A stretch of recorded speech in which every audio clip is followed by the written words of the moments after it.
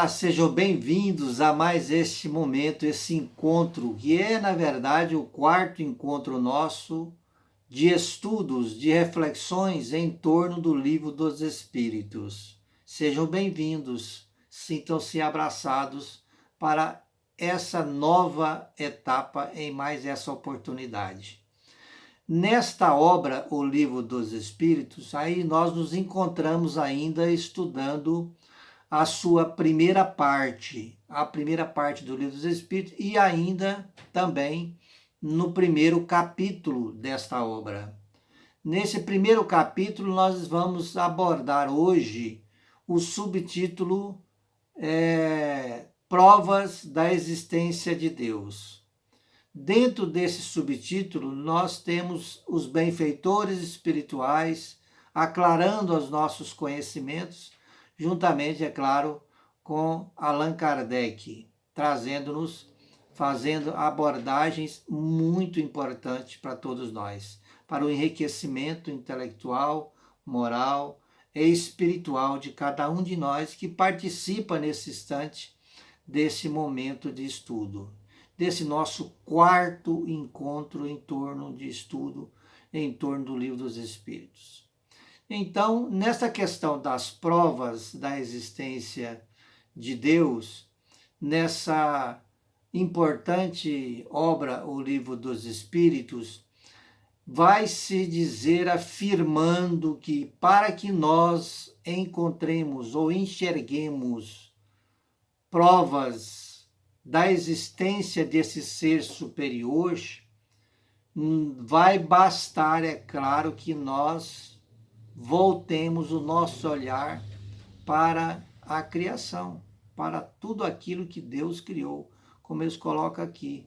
Basta olhar as obras da criação, despidos, é claro, do orgulho, da presunção, de toda a vaidade, de grandeza. Se nós nos colocarmos, é claro, submissos a esse Pai Criador, a essa inteligência suprema, causa primária de todas as coisas, nós vamos estar nos despindo da venda do orgulho que nos cega. E aí nós somos possibilitados, vamos estar habilitados para compreender, mesmo que seja superficialmente, a obra de Deus ou a existência de Deus, comprovando a ação dessa inteligência suprema através da sua obra, se estivermos tomados de um pouco de submissão e humildade.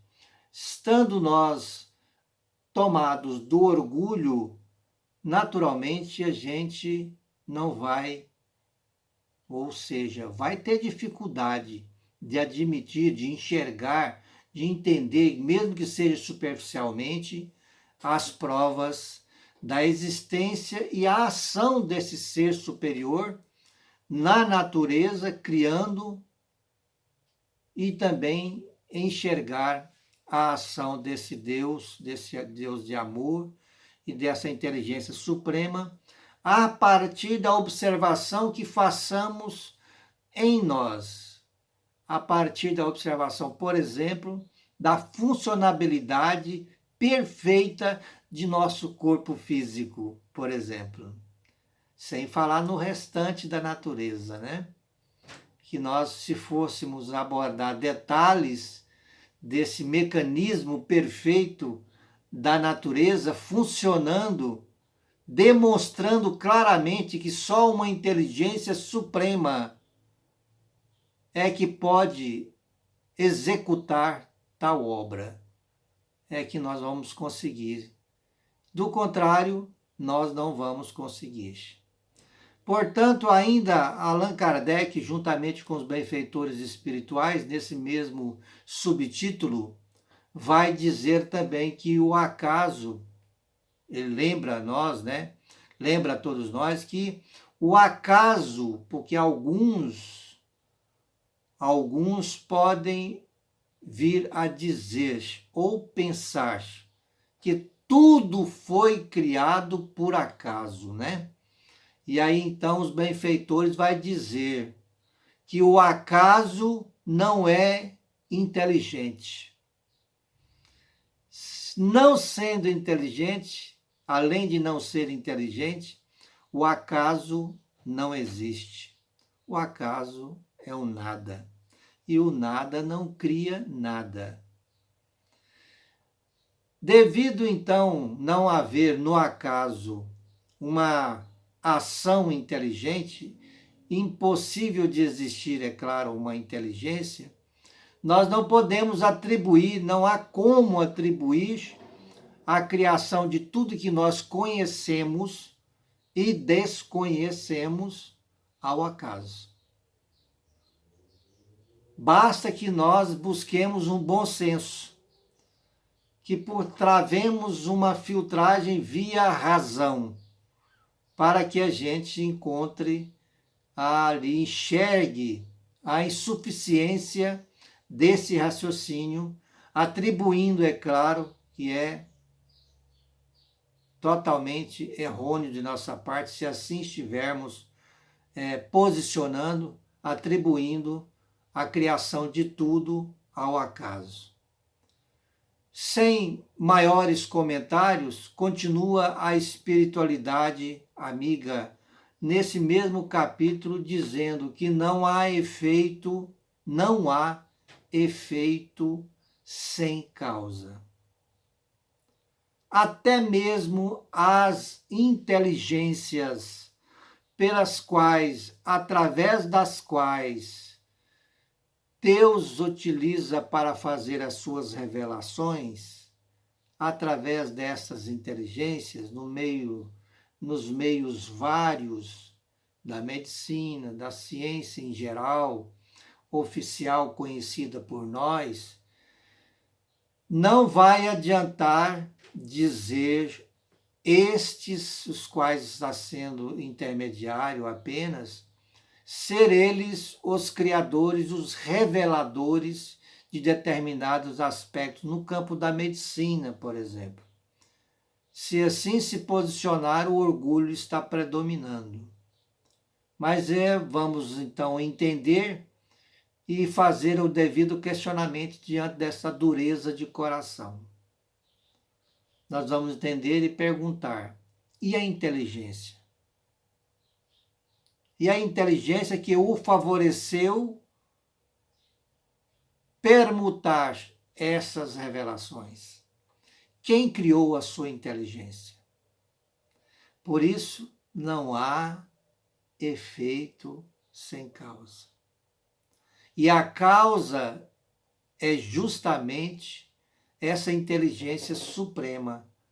Essa inteligência suprema capaz de gerar efeitos na sua criação, por meio da criação e da harmonia criada dentro dessa criação, a partir da observação feita de forma superficial, por exemplo, na harmonia a partir do universo.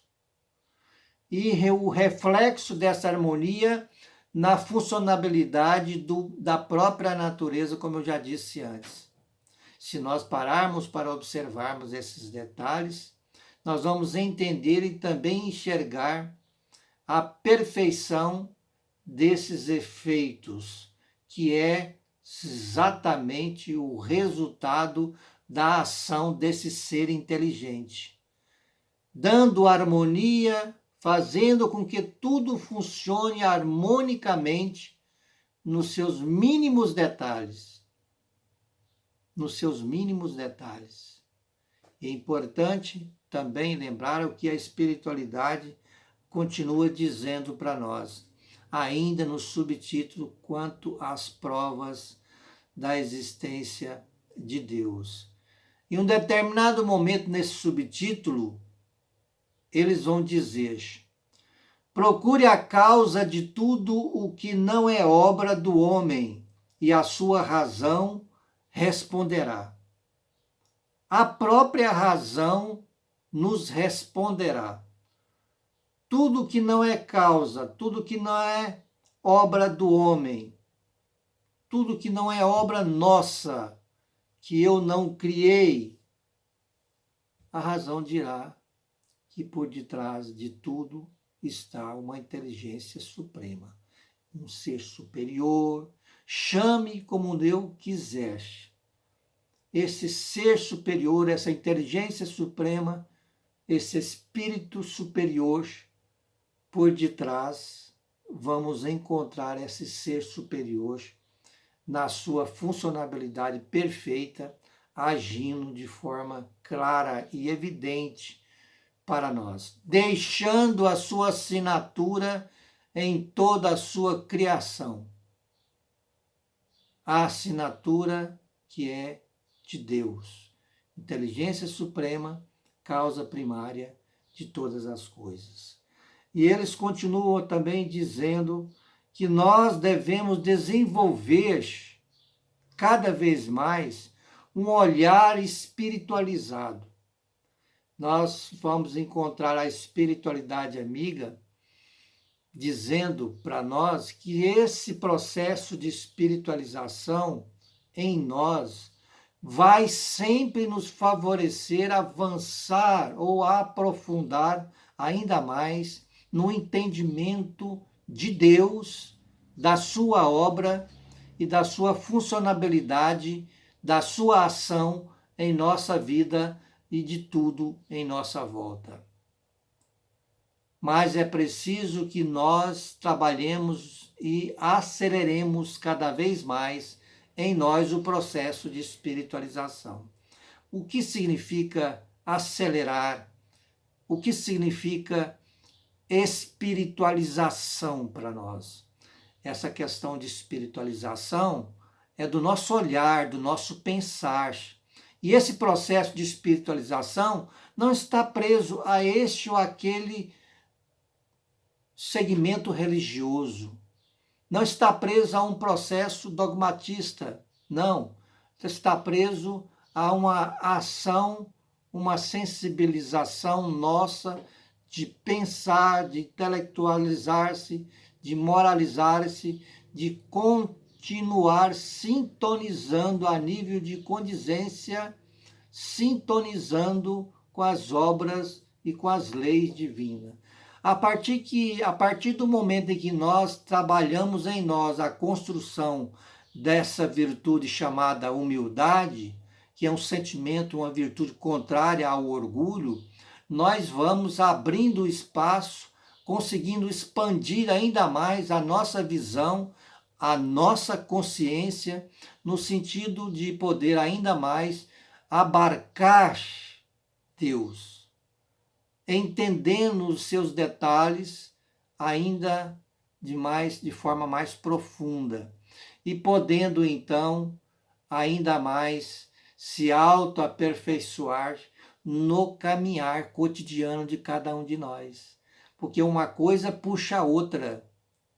O entendimento de Deus nos faz favorecermos-nos quanto à ação dele veicular de forma livre no nosso caminhar evolutivo, sem que nós ofereçamos obstáculos, porque muitos de nós ainda oferecem obstáculo ao progresso, a esse processo de espiritualização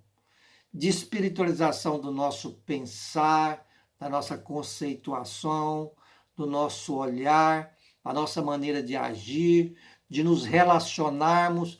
Quanto mais trabalharmos, então, no sentido geral, a nossa autoespiritualização, o que vai acontecer é exatamente nós sermos favorecidos com uma visão mais ampla e com uma capacitação de caminhar melhor, caminhar de forma mais condizente, mais sintonizada com a criação, com as leis divinas. A partir daí, nós vamos estar favorecendo-nos com o nosso processo de evolução, de crescimento espiritual. Por isso a importância de um estudo de O Livro dos Espíritos. Contém nele esses princípios fundamentais para que nós nos conscientizemos e sejamos aqueles que estejam aplicando em nós mesmos esses princípios, a fim de que sejamos felizes, pois fomos criados para sermos felizes.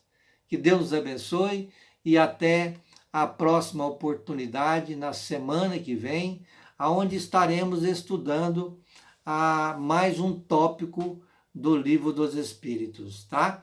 Que nós estejamos juntos nessas outras reflexões, amparados por Deus, por intermédio da espiritualidade superior amiga, nos envolvendo a todos. Que nesse instante, essa mesma espiritualidade os envolva, os fortaleça, ilumine a mente, o íntimo, o caminhar de cada um de vocês. Fiquem com Deus e até o próximo encontro.